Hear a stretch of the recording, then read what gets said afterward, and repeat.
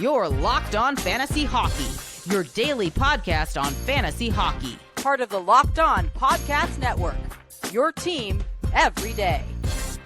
Welcome back, fantasy hockey fanatics. It's your boy, Steele Rodin, co-host of the Locked On Fantasy Hockey Podcast. Thank you so much for making it your first listen every single day. Monday through Friday is when you can find our episodes, and sometimes, occasionally, the Saturday special is what you're getting today, Saturday, 7 o'clock in the morning. Steele Rodin flying solo for a solo episode to start off this beautiful weekend. Thank you so much for tuning in. We appreciate it. I appreciate it.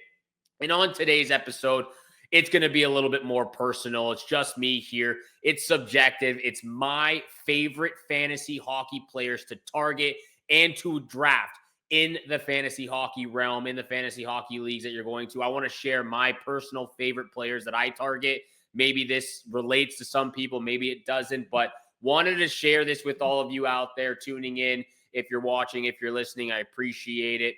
And again, there's some things that you can really take away to help you moving forward, especially if you're new to the fantasy hockey leagues, if you're just getting into it. These are some of the best players to go out and draft, whether it is categorical leagues or just straight up fantasy hockey points, head-to-head matchups. It's all the same. These are great players that you can target.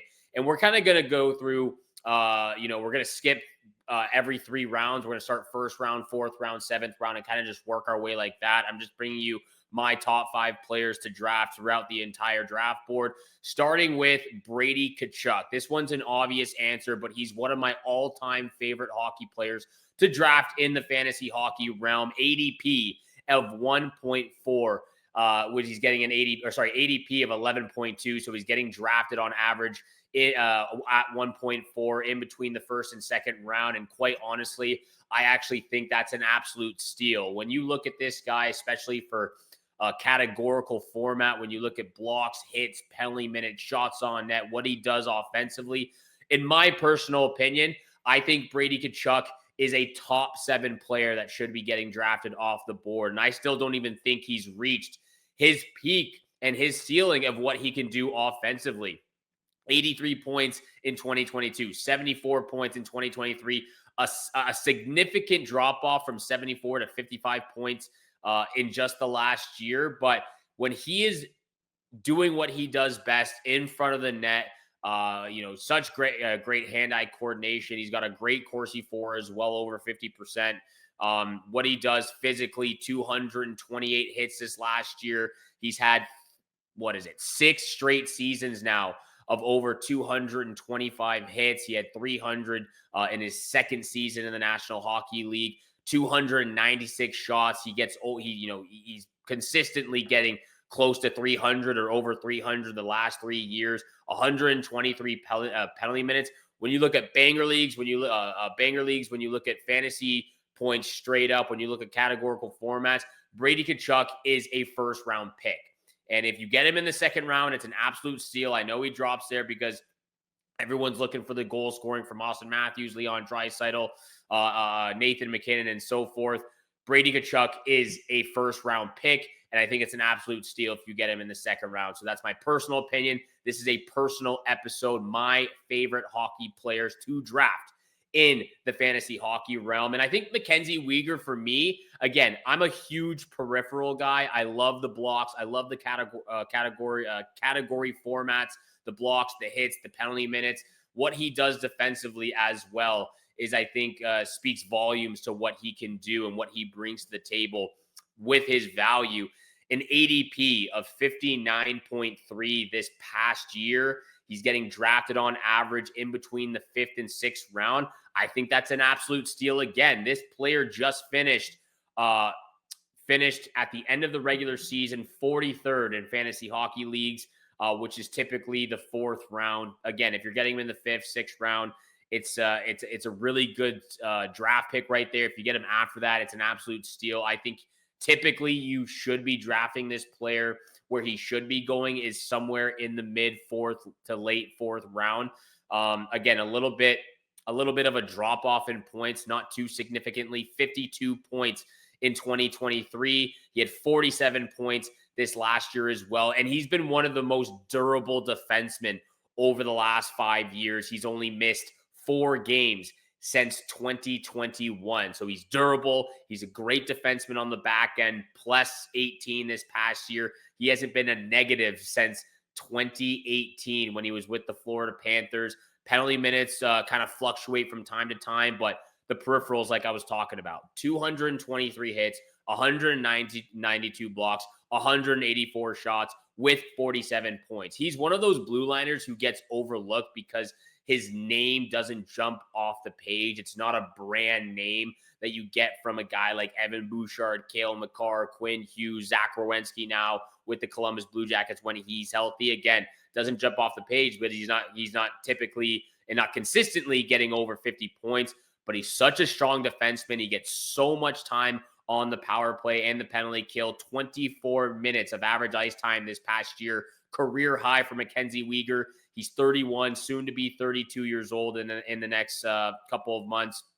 I think MacKenzie Weegar, again, he's one of those defensemen that I really like to target as my first defenseman. You know, typically, sorry, maybe not first defenseman, second defenseman is a more clear picture of where I would have him at, because I do kind of like to have a second defenseman in that second or third round. MacKenzie Weegar, though, if he's fallen down to the 4th, 5th, 6th round, I'm jumping all over him. MacKenzie Weegar is one of my favorite hockey players to draft, and I'm going to be targeting and circling his name all in every single fantasy hockey league that I am going and participating in next season. Brady Tkachuk, MacKenzie Weegar. We're going to get to so many more players and big-time bets at the end of this episode. But first, this episode is also brought to you by Amazon Fire TV Stick 4K. Did you know your Fire TV is also an Xbox? Turn any TV into your gaming and entertainment hub with Fire TV Stick 4K devices. No console required. Just grab your paired controller, subscribe, or sign in to Xbox Game Pass Ultimate with EA Play included, and you're ready to play. Dive into hundreds of premium titles from EA Sports College Football 25 to Call of Duty Black Ops 6 and Flip's favorite game, Avowed. As easily as you stream your favorite shows, it's gaming made simple, and it's all on your Fire TV. With 4K streaming, watch more than 1.5 million movies and TV episodes from your favorite subscribed services like Netflix, Prime Video, Disney Plus, Max, and more. Play high-quality Xbox games at a fraction of the cost of a console. Already have a console? A Fire TV Stick 4K device is more affordable and easier to travel with, allowing you to take your games wherever you plug in. Head to Amazon.com/FireTV, Locked On to get started. Xbox Game Pass Ultimate subscription and compatible controller required. Available on select devices, including Fire TV Stick 4K, 2nd Gen, Fire TV Stick 4K Max, 1st and 2nd Gen, and Fire TV Cube 3rd Gen. This episode is also brought to you by Indeed. You just realized your business needed to hire someone yesterday. How can you find amazing candidates fast? Easy. Just use Indeed. When it comes to hiring, Indeed is all you need. Stop struggling to get your job post seen on other sites. Indeed sponsored jobs put the post at the top of the page and help you reach the right candidates faster. Ditch the busy work. Use Indeed for scheduling, screening, and messaging so you can connect with candidates faster. 93% of employers agree Indeed delivers the highest quality matches compared to other job sites. I've been in that spot where you need the right hire. Like yesterday, the pressure's on, and every day without the right person, it's a huge setback. That's exactly when Indeed's sponsored job come in handy. They make sure your post is seen by the right candidates right now. Now you can speed up your hiring process with a $75 sponsored job credit. Just go to Indeed.com/lockedon right now and support our show by saying you heard about Indeed on this podcast. Terms and conditions apply. Hiring, Indeed is all you need. And once again, thank you so much for making the Locked On Fantasy Hockey Podcast your first listen every single day. Continue to smash that subscribe button, the follow button, leave a 5-star review for your boys here, Steele Rodin, and of course, my co-host, Flip Livingstone. He'll be back later today for a late edition of a Saturday special. Today, it's just myself, Steele Rodin, breaking down my favorite fantasy hockey players to draft in fantasy hockey leagues. Brady Tkachuk, obvious choice. MacKenzie Weegar, a defenseman who gets overlooked time and time again because he's not a brand name. His name doesn't jump off the page. He's in Calgary as well. Definitely not one of the most pristine places to play. And not one of the most pristine places to play. But MacKenzie Weegar, I think he does a fantastic job on both ends of the ice. Obviously more a defensive defenseman, but a consistent 45, 55 point player in the National Hockey League. Next to my third favorite player to draft that I target on a consistent basis. I had him actually in 3 of my leagues this past year. He was on my team for the one league that I actually came in first place. He was on my team for another league where I came in third place. Alex Tuch of the Buffalo Sabres, to me, again, another guy who gets overlooked, overvalued, or undervalued. And he falls down the draft board quite a bit, actually. This past year had an ADP of 124.5. He's getting drafted on average in between the 11th and 12th round is where it is right now at 11.8. He finished at the end of the season with a season rank of 112. So did better by a round or so. But I think the fact that he gets to play with a guy like Tage Thompson, he gets to play with guys like Rasmus Dahlin, who are just very good in the offensive zone.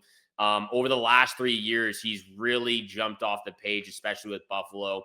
Has kind of wiggled around a little bit with his point production. 3 years ago, 79 points, followed that with 59 points, and then had 67 points in a full 82-game season with the Buffalo Sabres. He's in his prime, 28, 29 years old, consistently has, over the last 3 years, over 190 shots, had 196 this past year, had a career-high shooting percentage of 18.4.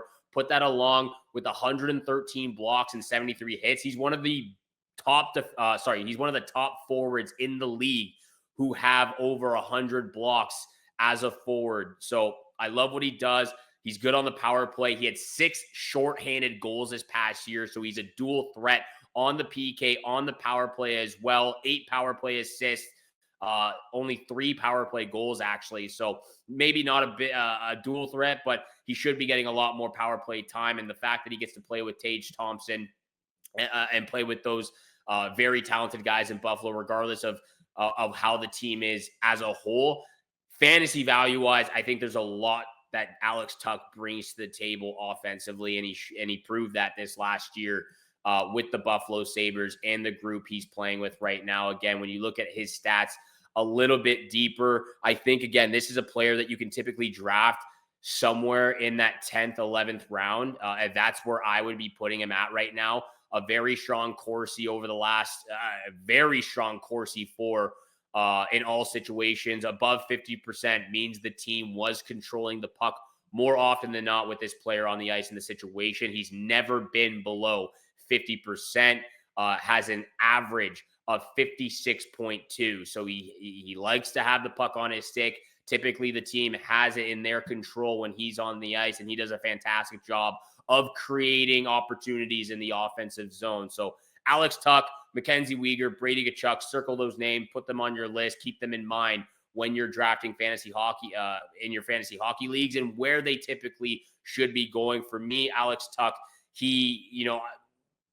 I think people would like to say it's a reach if you draft him in the 8th, 9th round. I don't think it's a stretch by any means. That's exactly where I would be taking Alex Tuch, 9th, 10th round. If you get him in the 11th, I think it's a steal, and you just definitely jump all over a guy like Alex Tuch at that point in the draft.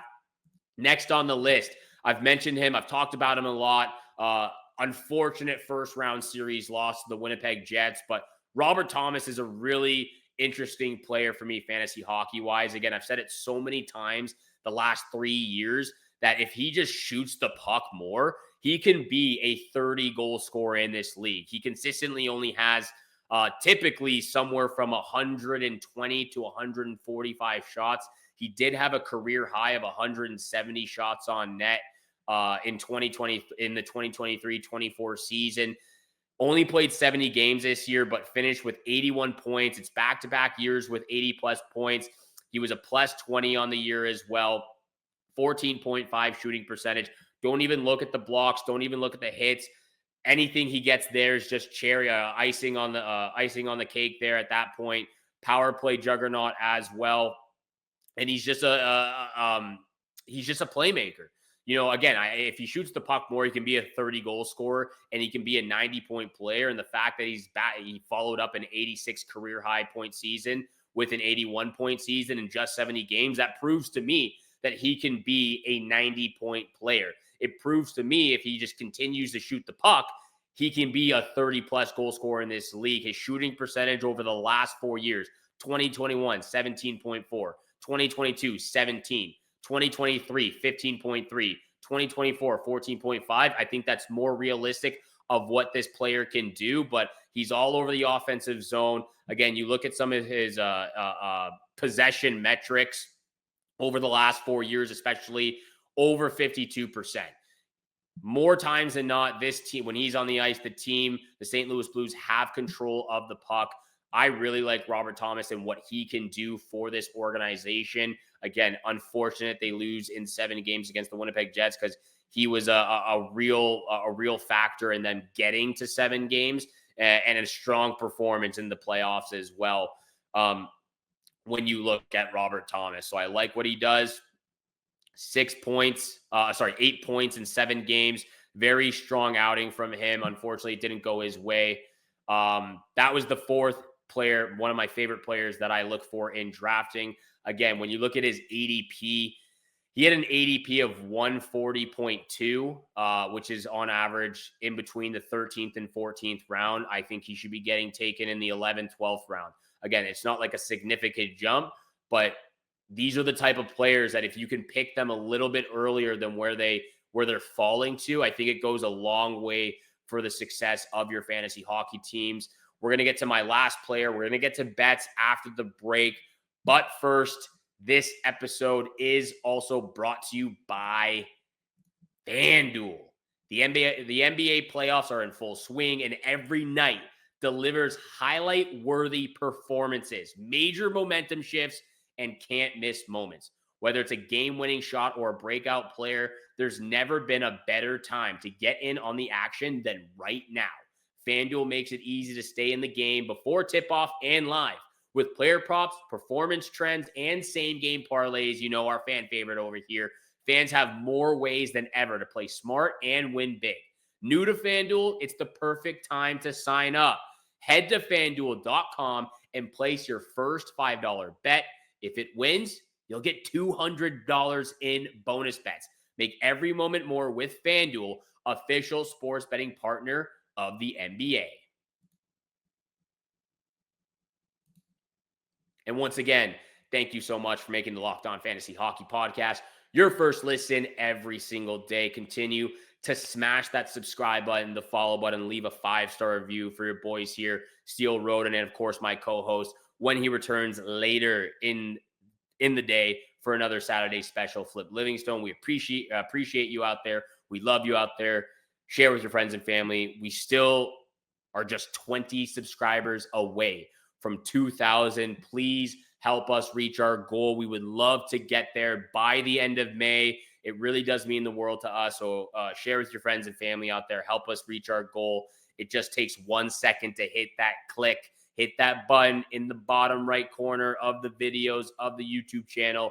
We appreciate you out there. Brady Tkachuk, MacKenzie Weegar, Alex Tuch, Robert Thomas, my 4 favorite players to draft and target for the Fantasy Hockey League's last player, Joel Eriksson Ek. And again, you know, when you look at these players, again, it's just subjective, it's personal. Sometimes there's people out there who get beer goggles. They kind of just target their favorite players from their favorite teams, or just, again, their favorite players on a consistent basis, whether or not it kind of transfers over to fantasy leagues, which sometimes it doesn't. Don't get those beer goggles on. You got to take those off. draft smart, and I'm just, again, personal preference to me. These are guys that I have a lot of success with in fantasy hockey leagues, and they've helped me, especially this past year, get to this point. This player, again, is a personal preference. He had a very down year. Can't blame him, can't fault him too much. Joel Eriksson Ek is the last player, one of my favorite players to target and draft for fantasy hockey leagues. And again, you can't fault him. He was injured, only played 46 games, finished with 29 points. If he plays a full 82-game regular season schedule, he goes 3 consecutive years with 60-plus points. That's exactly what he's capable of doing. He's in his prime, 28, 29 years old, gets a lot of ice time, 19, 20 minutes of average ice time. Again, a full regular season. He finished this year in 46 games with only 140 shots, double that to 280. 36 blocks, double that to close to 85, 90. 82 hits, double that to 160, 165. That's what you're getting from a guy like Joel Eriksson Ek. He's a utility player. He does it all. He's a two-way forward who's been in the conversation for the Selke Trophy 4-5 consecutive years. Obviously not in this year because of the injury that he had. But I think when you look at this guy, you kind of relate him to a Vincent Trocheck. You kind of relate him to a Tom Wilson, a guy who brings the physicality, a guy who brings the tenacity and the jump in the fire that a team needs in the offensive zone, around the blue paint, below the goal line. And that's what Joel Eriksson Ek does. So don't fault him for this season where he was injured. He had an ADP of 64.2. He was getting drafted in between rounds 6 and 7. I think that's a perfect place for Joel Eriksson Ek to go. I actually think if you draft him in the 6th round and he plays a full 82 games, you're going to see him again. You can kind of relate Joel Eriksson Ek to a guy like Brady Tkachuk, a guy who maybe doesn't jump off the page offensively every year like Tkachuk just did, just below 60 points. But he physicality, blocks, hits, shots on net, penalty minutes, does it all, especially on both ends of the ice. So Joel Eriksson Ek is kind of just a lesser tier of what Brady Tkachuk brings and what his value is. But I absolutely love targeting this player. I think he's fantastic out there. Again, a very strong player on the ice. When you look at his on-ice metrics, his possession metrics, rate metrics, Corsi for the last 4 seasons have been 53, 53, 55, 53. He's a strong player to have on the ice. His Corsi for relative at even strength, 7.8. Again, Corsi against 880. All these numbers, again, it's a little bit more in depth, but it just kind of shows how good he is and how vital he is to the success of his team, of the Minnesota Wild. And of course, you know me, I'm a Minnesota Wild fan. Is a little biased here, but I love targeting him, especially for those categorical leagues. He jumps off the page. Let's get to big time bets and wrap up this episode with a bow. For me, I've got a same game parlay here.